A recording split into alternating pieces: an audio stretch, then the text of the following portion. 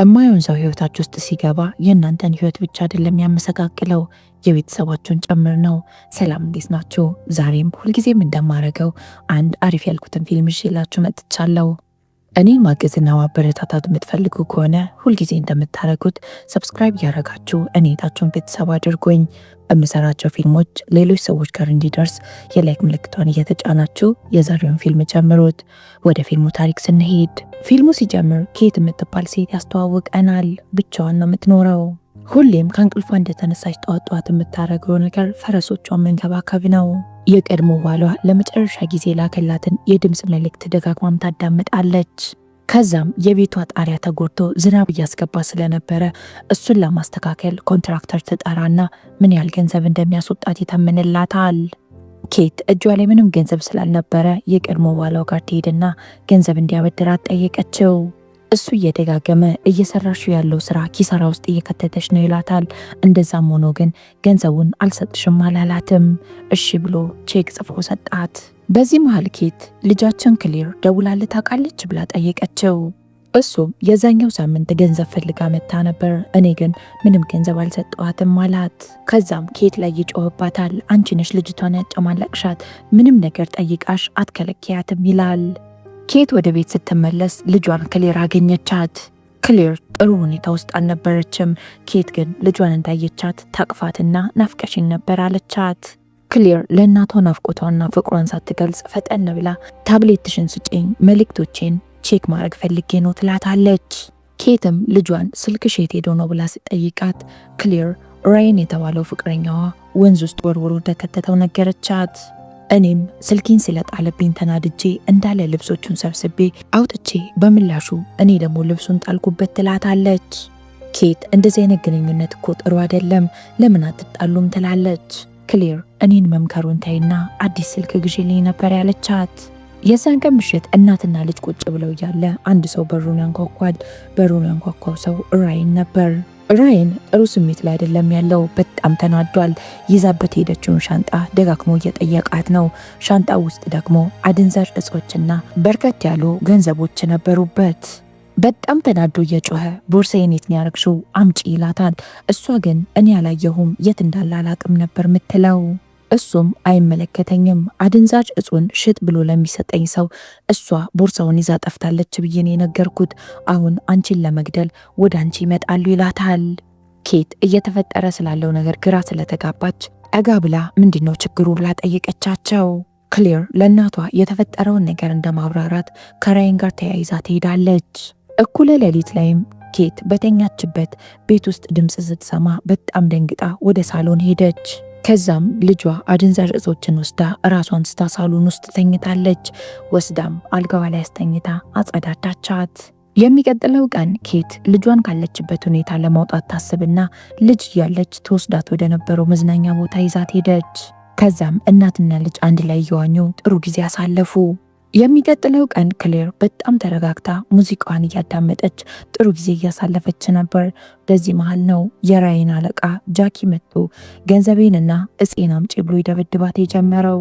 ራይንም አብሮት አንድ ላይ መጥተው ነበረ። ራይን ክሌር ክፉኛ ስትደበደብ ሲያይ ጣልቃ ገብቶ ሊያገላግል ሞክረዋል። ነገር ግን ጃኪ ወደሱ ዞሮ እሱንም መደብደብ ይጀምራል። ከዛም ጃኪ ክሌርን በጀርባዋ መሬት ላይ ያስተኛትና አግባብ ያልሆኑ ቦታዎች ዝም ብሎ ይነካካት ጀመር። በዚህ ሰዓት ውሻው በጣም ዝም ብሎ ይጮሃል።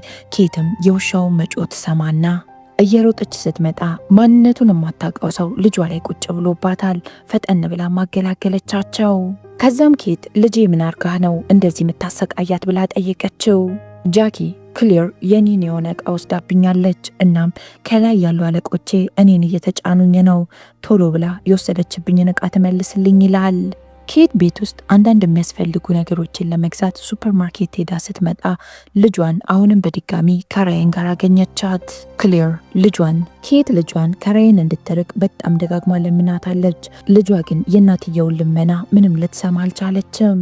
አሁንም ለእናቷ ነገሩን ልታስረዳት ሞክራለች። ራይን እዚህ ችግር ውስጥ ያለው በእኔ ምክንያት ነው፣ እናም ያለንበት ችግር ወደ አንቺ እንዳይመጣ ተያይዘን ለመጥፋት ወስነናል ትላታለች። ኬት የልጇን ባህሪ ስለምታውቅ በጣም ነበር የተናደደችው።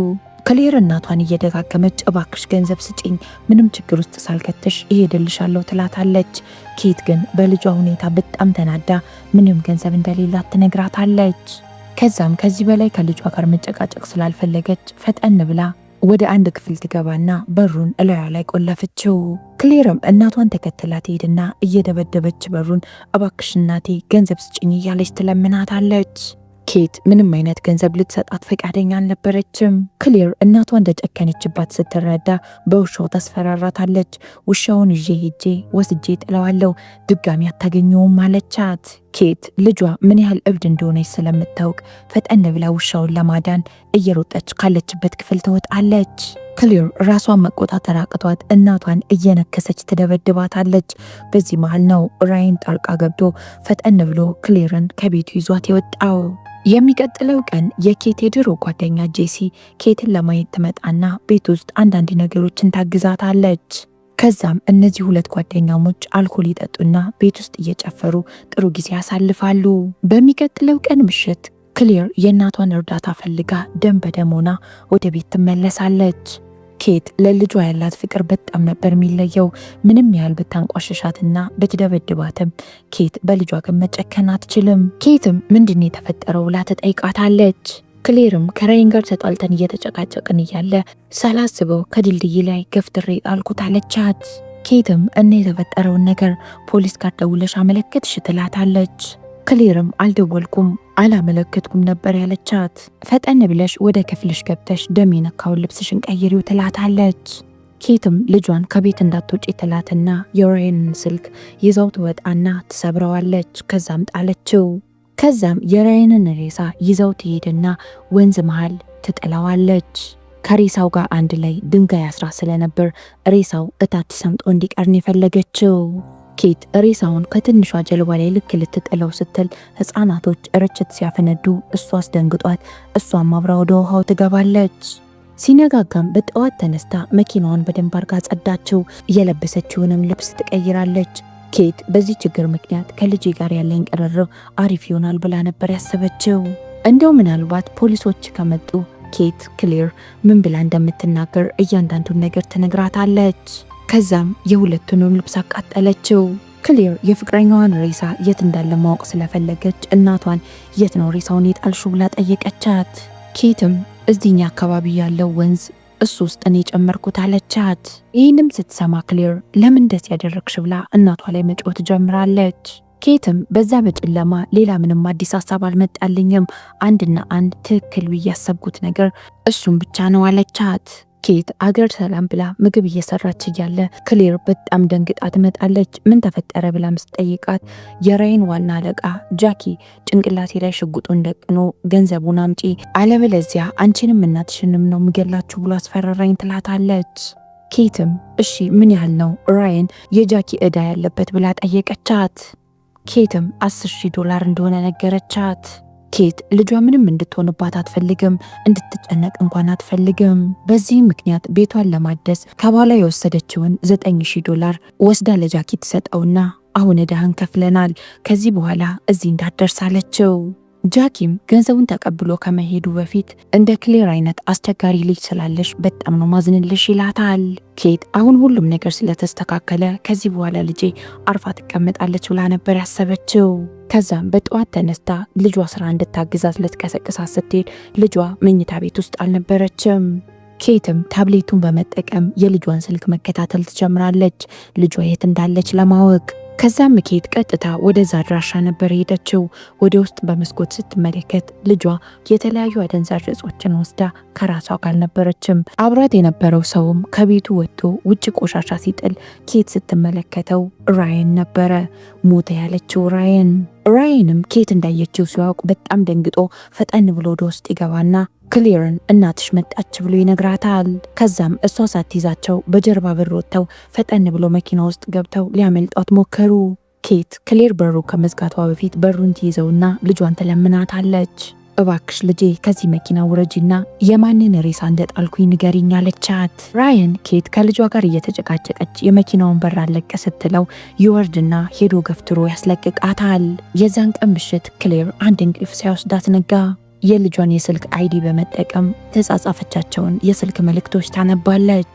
ክሌር ከራያን ጋር እንዳወራችው ከሆነ እናቴ ለኔ ምንም ነገር ታረግልኛለች ነበር ያለችው። ይህም ማለት እነሱ የገደሉትን ሰው ሬሳ እሷ እንድታስወግድላቸው ተጠቀሟት። የሚቀጥለው ቀንም ኬት ሬሳውን ወደ ጣለችበት ወንዝ ትሄድና ውሃ ውስጥ እየዋኘች ሬሳውን መፈለግ ትጀምራለች። ቀኑን ሙሉ ሬሳውን ስትፈልግ በጣም ደክሟታል። አመሻሽ ላይ ኬት እርዳታዋን ፈልጋ ጓደኛዋ ጄሲ ጋር ትደውልላታለች። ኬት ጓደኛዋን በጣም ትልቅ ችግር ውስጥ ነው ያለሁት፣ እንዴት አድርጌ ከዚህ ችግር እንደምወጣ አላቅም ብላ ነበር የጠራቻት። ጄሲም በጠዋት ትመጣና ኬትን የተወሰነ አርፋ ራሷን እንድታረጋጋ ወደ አንድ ቦታ ወሰደቻት። ኬት የተለያየ ጓደኞቿን አግኝታ እንዴትም አገገመች። ኬት እዛው ጓደኞቿ ጋር እንዳለች ጃኪ ቤቷ መጥቶ በሩን ያንኳኳል። እሷም በሩ ላይ በተገጠመው በጥበቃ ካሜራ ምክንያት ምን ፈለክ ብላ ጠየቀችው። እሱም ወንዝ ውስጥ ስለጣልሽው ሬሳ አውቃለሁ፣ እናም ለፖሊስ ሄጄ እንድናገር ማትፈልጊ ከሆነ ተመልሼ ስመጣ ቤት እንዳገኝሽ ብሎ አስጠነቀቃት። ጃኪም ኬትን ካገኛት በኋላ ሁሉንም ነገር ያስረዳት ጀመር። ራያን ሊሸጥ የወሰደውን መድኃኒት ልጅሽ አውጥታ ጣለችበት። በዚህ ምክንያት ራያን የኔ ዕዳ ስላለበት ዕዳውን ለመክፈል በጣም ብዙ አደንዛዥ እጾችን እየወሰደ መሸጥ ይጀምራል። ነገር ግን ትርፉን ለራሱም ለመውሰድ ፈልጎ አደንዛዥ እጾቹ ላይ ሌላ ተጨማሪ መድኃኒቶች እየጨመረ መሸጥ ይጀምራል። በዚህ መሃል ነው አንድ ሰው ይሞተባቸው ብሎ ነገራት። እነሱም እርዳታዬን ፈልገው ወደ እኔ መጡ።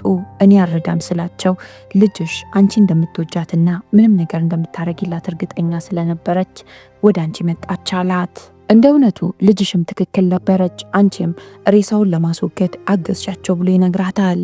ይህም ብቻ አይደለም፣ አንቺ ሞኝ የሆንሽ ሴት እዳቸውንም ከፈልሽላቸው ይላታል። እንግዲህ ለልጅሽ የሁሉ ነገር የምታረጊ ከሆነ አሁን ደግሞ ልጅሽን ለማዳንና አንቺ እስር ቤት ላለመግባት ተጨማሪ ገንዘብ ትሰጭኛለሽ አላት። እስካሁን የሞተውን ልጅ ለመፈለግ ማንም የሞከረ የለም፣ ነገር ግን እኔ አንድ ስልክ ፖሊስ ጣቢያ ከደወልኩን ልጁን መፈለግ ይጀምራሉ አላት። ኬትም እኔ ምንም ገንዘብ የለኝም፣ ምን እንድሰጥ ነው የምትፈልገው አለችው። ጃኪ ገንዘብ ባይኖርሽ በጣም ሰፊ መሬቶች አሉሽ፣ ቦታውን ሸጠሽ ገንዘቡን ልትሰጪኝ ትችያለሽ አላት። ኬትም በጣም ተናዳ ተነስታ ጥላው ልትሄድ ስትል የያዘውን መድኃኒት ያውጣና ወግቶ ራሷን ስታ እንድትወድቅ አረጋት። ከተወሰኑ ደቂቃዎች በኋላ ስትነቃ የቤት ቁልፏንና ስልኳንም እንደወሰደባት ይነግራታል። ከዛም ገንዘቤን እስክትሰጪኝ ድረስ ወዴትም አልሄድም፣ አብረን እንቆያለን አላት። ኬትም በታብሌቱ ከልጇ የጽሁፍ መልእክት ይደርሳታል። ይቅርታ ይቅር በይኝ ይላል የጽሁፍ መልእክቱ። ከዛም የገደሉትን ልጅ ሙሉ ስምና ከዚህ በኋላ በምንም አይነት ሁኔታ ልጅ አለኝ ብለሽ እንዳታስቢ እንደ ሞትኩ ቁጠሪኝ አለቻት። ኬትም ሬሳውን የጣለችው ልጅ ማንነቱን ለማወቅ በጣም ስለጓጓች ኢንተርኔት ላይ ስሙን ስትጽፍና ስትፈልገው ልጁ በጣም ትንሽዬ ልጅ እንደሆነ ማየች። ከዛም ኬት ጄሲ ጋር ደውላላት ታናግራታለች። እንዴት አድርጋ ቤቷን አቃጥላ ከኢንሹራንስ ገንዘብ መውሰድ እንዳለባት ጄሲ መከረቻት። ኬትም መሬቷን መሸጥ ስላልፈለገች እንስሳት የምታረባበትን ቤት አቃጥላ የኢንሹራንስ ገንዘቡን ለጃክ ለመስጠት ታናግረዋለች። ጃኪም ይህ እንዴት ሊሆን ይችላል ብሎ ጠየቃት። ኬትም የኢንሹራንስ ሰራተኞች እሳቱ በድንገተኛ እንደተነሳ ካመኑ ሌላ ምንም የሚያሳስበን ነገር የለም አለችው። ነገር ግን ገንዘቡን ለመውሰድ ወራቶች ሊወስድ ይችላል፣ ስለዚህ ተረጋግተ ጠብቀኝ ትለዋለች። ጃኪም እስከዛ ድረስ እሺ እኔ ምን ላድርግ አላት። እና ደግሞ ያ ሁሉ ገንዘብ እንዴት አድርገሽ ወደ እኔ ትራንስፈር ታረጊያለሽ ብሎም ጠየቃት። እሷም እኔ እንስሳ ማረባበት ድርጅት ውስጥ እንደ ሰራተኝነት እቀጥራለሁ፣ ከዛ በኋላም እንደ ካሳ የሰጠው ገንዘብ ይመስል ትራንስፈር አረግልሃለሁ አለችው። እሱም እንደዛ ከሆነ ፈረሶችሽንም አቃጥያቸውና በእነሱ የኢንሹራንስ ገንዘብ እንወስዳለን ይላታል። ይህንን ወሬም እያወሩ ያለ የኬት አንድ ደንበኛ ወደ ቤት ትመጣለች። ጃኪም ኬት ከሰው ጋር እንድትገናኝ ስላልፈለገ እዚሁ ቆይ ብሎ ደንበኛዋን ሊያናግራት ይሄዳል። እቺም የኬት ደንበኛ ጃኪን እንዳየችው ኬት የታለች ብላ ነበር የጠየቀችው። እሱም ትንሽ አሟታል ብሎ ነበር የመለሰላት። ከዛም አንተ ማነ ብላ ስጠይቀው ደግሞ እኔ የዚህ ድርጅት ሰራተኛ ነኝ ይላል። ሴትኛዋንም ከሸኛት በኋላ ጃኪ ኤማን በሐሳቡ ተስማምቻለሁ፣ ነገር ግን እቅድሽ እንዳሰብሽው ባሄድ ቤትሽን ትሸጫለሽ አላት። የሚቀጥለው ቀንም ኬት በጣም ብዙ ጭዶች አዛ ታስመጣለች። ከዛም የእንስሳ መኖሪያዋን አቃጠለችው። የኢንሹራንስ ድርጅቱም ይህንን ነገር ሲሰማ ሰራተኛ ይልክና እሳቱ በምን ምክንያት እንደተነሳ ማጣራት ይጀምራሉ። የኢንሹራንስ ሰራተኛውም አንዳንድ ነገሮች ስላገኘ እሳቱን አውቀሽ ነው ያስነሳሹ ብሎ ኬትን ያፋጥጣታል። ኬትም ጤነኛ ሰው እኮ ነኝ፣ እንዴት አውቄ የእንስሳት መኖሪያን አቃጥላለሁ አለችው። የኢንሹራንስ ሰራተኛውም እሺ የቀጠርሽው ሰራተኛሽ ሴት አለ፣ እሱን ኢንተርቪው ላረገው ፈልጋለሁ ይላታል። ኬትም የት እንዳለ አላቅም፣ የእንስሳት መኖሪያዎች ውስጥ ነው የሚያድረው፣ እናም ይመስለኛል እሳቱ ሲነሳ ጥሎ ሄዷል አለችው። የኢንሹራንስ ሰራተኛውም የእንስሳት መኖሪያ ውስጥ ሬሳም እንዳገኙ ይነግራታል። ኬትም በጣም የደነገጠች ትመስልና እና የጃኪ ሬሳ ነው ማለት ነው ብላ ደግማ ትጠይቀዋለች። የኢንሹራንስ ሰራተኛውም ሬሳው በጣም ተቃጥሏል፣ ማንነቱን ለመለየት በጣም ከባድ ነው አላት። ከዛም ለአንዳንድ ጥያቄዎች ይዟት ሄደ።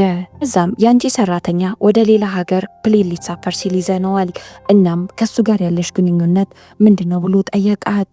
ኬትም ሰራተኛዬ ነው፣ ሌላ ምንም ግንኙነት የለንም አለችው። የኢንሹራንስ ሰራተኛውም ጃኪን ይዞት የተቃጠለውን ልጅ ፎቶ ያሳየውና ይሄ ልጅ ማን ነው ታውቀዋለህ ብሎ ጠየቀው። ጃኪም አላቀውም ብሎ ነበር የመለሰው። ጃኪም ብቻ አልነበረም አላቀውም ያለው፣ ኬትንም አላቃትም ሰራተኛዋም አልነበርኩም ይላል።